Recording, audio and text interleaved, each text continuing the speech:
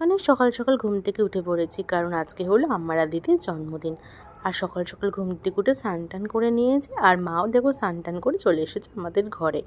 ঘন্টু আর গুড্ডিকে রেখে দিয়ে যাচ্ছিলাম পোড়ামাতলে পুজো দিতে। আর দেখো বেরিয়ে পড়েছি মিষ্টি নিয়ে, তখনও দিদি আসেনি।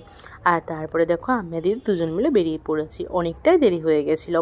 দেখো প্রথমে একটু শিব মন্দিরে ঠাকুরের মাথায় জল ঢেলে নিলাম, তারপরে গেলাম পোড়ামাতলায় পুজো দিতে।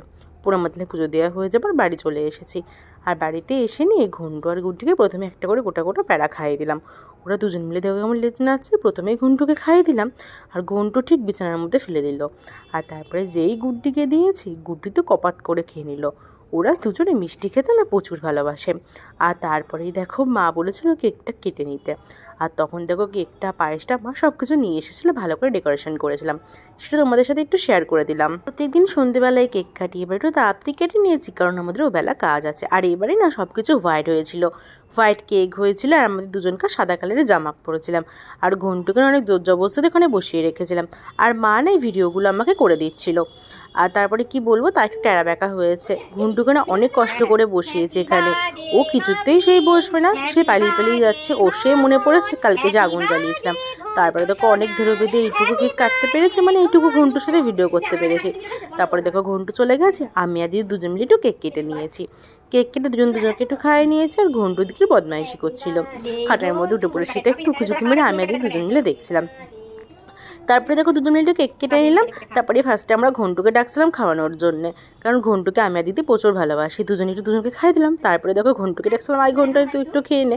ও দেখো খাট থেকে কিন্তু ঠিক লাভ মেরে নেমে পড়েছে খাওয়ার জন্যে। ও না মোটামুটি একটু একটু খেয়েছিল, মানে সেরকম কিছু খায়নি। আর তারপরে মা আমাকে আর দিদিকে একটু পায়েস খাইয়ে দিল। প্রথমে দিদিকে পায়েস খাইয়ে দিচ্ছিলো, আর আমি এদিক থেকে ভিডিও বানাচ্ছিলাম। মা ভিডিওগুলো করছিল, আমার দুজনকে পায়েস খাইয়ে দিচ্ছিলো। মা না সত্যি ভিডিওটা করতে আমাকে অনেকটাই হেল্প করেছে। আর তারপরে দেখো দিদিকে আর আমাকে দুজনকে আশীর্বাদ করছিল। আর আমি না এই দিক থেকে ভিডিওটা করছিলাম, সেই ভিডিওটা তোমার সাথে একটু শেয়ার করলাম। প্রথমে দিদিকে খাইয়ে দিল পায়েস, তারপর আমাকে একটা পায়েস খাইয়ে দিল।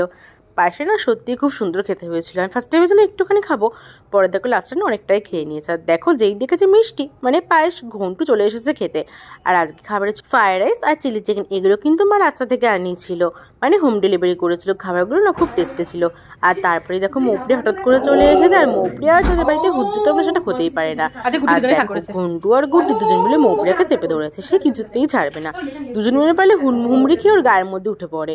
এতদিন তো শুধু ঘন্টুই করতো, আর আজ দেখো গুড্ডুও শুরু করে দিয়েছে। মানে প্রায় যখনই মৌপড়ি আমাদের বাড়িতে আসে তখনই এমন করে। আর ঘন্টু আর গুড্ডি সেই বদমাইশি করে ওর সাথে। আর মৌপড়িয়াটা হলো সেই জানে ওরা বদমাইশি করে, তবু সে ইচ্ছা করে ওদের গায়ের মধ্যে উঠে পড়ে লাফাবে।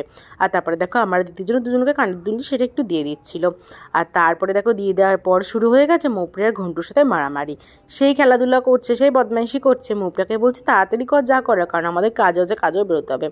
কে শুনে কার কথা, ও তো সেই আবার পেছনে লাগতে শুরু করে দিয়েছে ঘন্টুর। সেই করতে করতে কিন্তু অনেকক্ষণ সময় চলে গেছিলো।